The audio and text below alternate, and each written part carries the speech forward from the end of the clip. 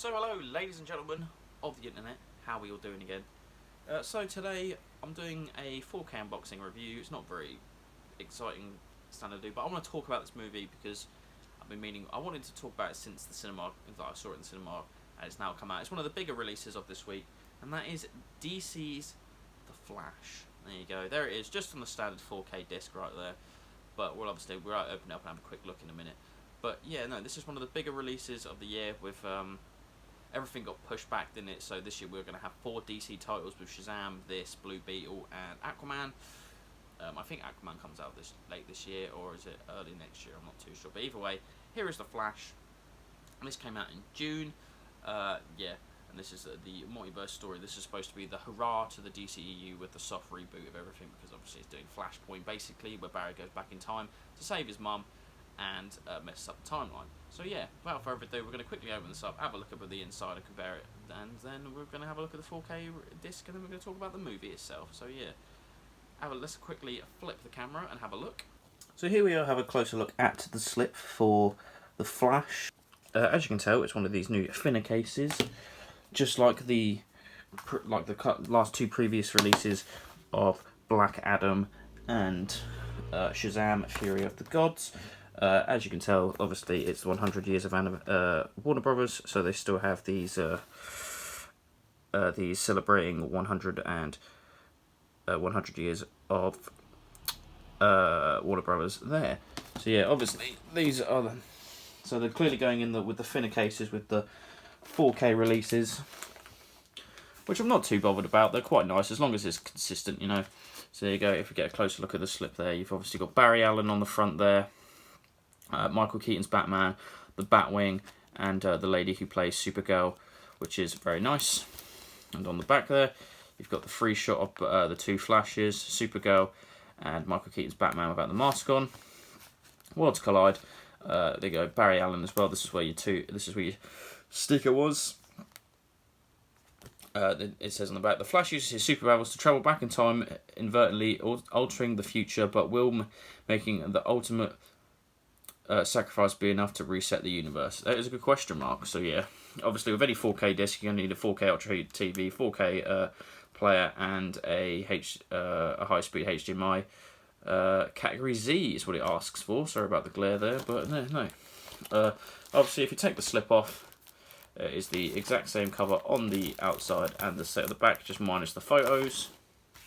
And if I just quickly open it up, moving out the slip out of the way, opening up on the inside, you've got a nice detailed minimalist like black and white drawing of the Flash's logo with the Flash's symbol for the side, which is quite nice. It's nice to have some disc on there, and your standard blue disc for your Blu-ray disc, which is quite nice. It's nice to have Blu-ray discs with art on it. I'm guessing no reversible artwork. Of course, no reversible artwork on these standard Warner Brothers releases, but I might as well check you for you. But yeah, that's what you'll be getting inside the standard release of the edition of The Flash. I actually do really like this cover. A lot of people have gone for the steelbooks, but I just think the steelbook designs aren't very me. I just feel like this is a lot better. I mean, I'm a little bit iffy about Barry Allen's face on this because it doesn't too much look like Ezra Miller, which is kind of a good thing in some respects, but at the same time, yeah, I do much prefer this. It feels more superhero-esque, more like a comic book, which is kind of what I like to go for with my releases. But yeah, that is the opening of that, and we're going to flip the camera back and we're going to talk about the actual movie itself. Now you've had a quick look at the inside, we're now going to pop this in the 4K player. I'm going to give it a rewatch, and I'm going to come back here and talk to you about DC's The Flash. Hold on just a moment.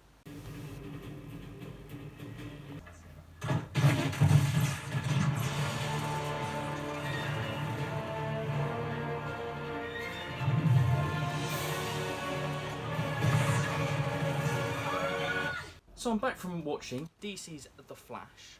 What did I think about it? Well, I must say, when I first watched this film, I did really not enjoy it. I can't lie to you. I thought it was just really kind of just I mean, it had its moments for me, but then just I felt walking away from it, I just felt like it had so much more that it could do, and it felt like it was just focusing on the wrong things, and I don't know. But then on my second viewing, I really seem to have changed my mind on it. I feel like I enjoy it a lot more. And there's still things I don't like about it, like I feel like Ben Affleck's Batman really didn't get a final send-off properly, if that makes sense, and overshadowed by Michael Keaton's Batman. Nevertheless, Michael Keaton is fantastic in this movie, and I think he's really, really good. Like, don't get it twisted. But yeah, I just feel like it a little bit overshadowed, if that makes sense. Ezra Miller, they do a very good job in this. Like, they can do a really good job, but if you know all the circumstances outside of the movie, some of the lines that they come out with do feel a little bit like you are like the Reverse Flash. But obviously that's sort of how it happens anyway. But it really isn't. But at the same time, they do a really good job playing two versions of Barry. Yeah, really good. It has some really heartwarming moments in it, and yeah, I think the cast is actually pretty good for the most part. Not gonna lie to you, I don't feel like there was anyone who really stood out as being quite bad. Yeah, you can tell that some people are quite tired, if that makes sense. Like Ben Affleck seems quite tired, and Michael Shannon felt quite tired in this movie also.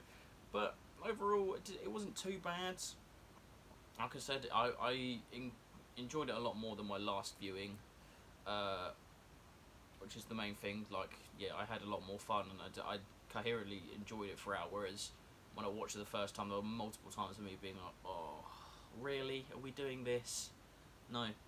The 4K transfer itself is really good. It's a Warner Brothers disc, so as you know, my love for the Warner Brothers disc is very good. It's very colourful, it's very vibrant in a lot of places. When it's not CG, it looks really, really good, and there's some fantastic moments, like at the end where both Barrys are talking in the pocket bit outside of like the dimensions and stuff like that.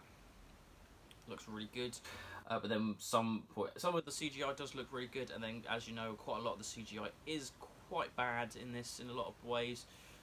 Very rushed job, but that's you get that in a lot of movies nowadays. Big Hollywood companies are just pushing these VFX houses to shorter and shorter deadlines and stuff like that for them to get films across. So they get a really bad rep, whereas the actual production houses, like Warner Brothers example, probably the ones who were pushing for this, probably get away with a lot less. But at the same time, they're taking away a lot less money. But at the same time, yeah.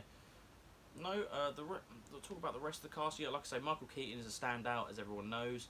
The lady who plays Supergirl as well, she's really good. I really enjoy her as well. I would have obviously loved to have seen Henry Cavill back in this movie, because, again, I feel like he was kind of screwed over as well. But yeah, no, she's really good. Like, I do like this cast of two Flashes, Supergirl, and Batman. I do really like it. The music is really well done as well. Can't fault the music. Costume-wise, I'm not overly a massive fan of this costume. It's the bit on the sides, really, whereas I quite liked his suit in the Zack Snyder's Justice League, where it's just like these bits here make his face looks really squished and his head looks kind of massive here. So I'm not too sure. It might grow on me a little bit more, but overall, yeah, it's not too bad. One thing I do say about these kinds of movies with speedsters, can we stop having so many slow-mo moments with them? Like, I want to see like Barry go really fast and do some really great stuff. Like, I feel like there was some times where, like, when Barry was running away from his old parents' house, I feel like it should have been, when he was doing the slow build-up, running away, it should have gone immediately to super zoom and then go to a slow-mo, not a slow-mo, a super seed, then back to a slow-mo. I just think it kind of took me out of it, to be fair. I just feel like I don't know why they're afraid of showing it, if it's just to pan out the runtime as well. I don't really get why you would do that, but no, yeah, it's just a little, yeah. The fight scene in Siberia was really cool. The ending fight scene in the desert is a bit of a just CGI mess, as always, just endless Kryptonians that they're fighting, and yeah, it's standard superhero stuff at this point, in it. Just, yeah.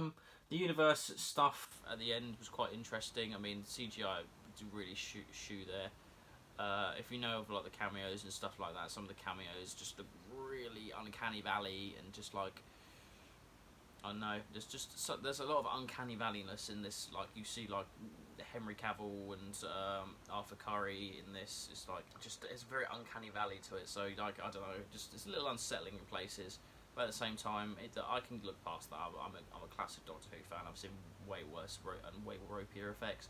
But no, you just don't expect it from a movie that has 300 million for it, do you? But again, pushing it, and a movie that's been announced for 10 years, you think to yourself, come on, we deserve better as fans. But at the same time, it's still enjoyable. I enjoyed it more than Black Adam and Wonder Woman 84,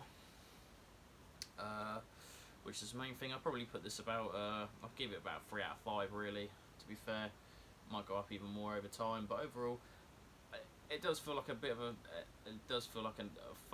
fanfare to the end of the Zack Snyder's Justice League universe, which is, I think, in a lot of ways was mishandled in a lot of ways. But I'm a big fan of the Zack Snyder trilogy and quite a lot of the films in this universe. There have obviously been some very big lows, like the Joss Whedon Snyder cut. Like there's been some very low points, like the Joss Whedon Justice League, Suicide Squad, Wonder Woman 84 and Black Adam. That's some very low points, but then we've had some good points, and there's been some points that are alright, and I put this in just the alright category really. I enjoy it, and yeah, it's got a lot to love, but then it's got a lot of room to be desired, in my personal opinion.